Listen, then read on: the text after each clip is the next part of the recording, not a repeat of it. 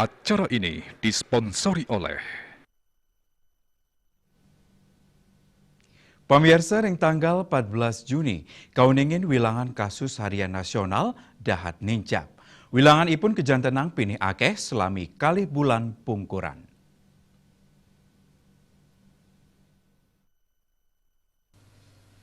Kasus harian tambis ngeranjing ring wilangan penyiwan diri ring tanggal 14 Juni war sekali tali kali likur antuk siu 500 seket siki diri.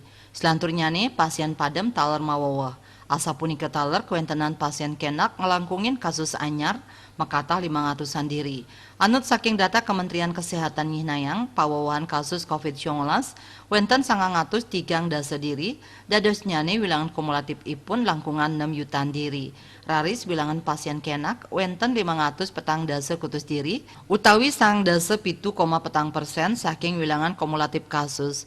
Indik pasien padem wenten dasa diri.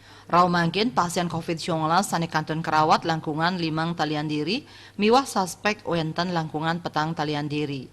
Dia Dewi Bali Pos Nguningayang.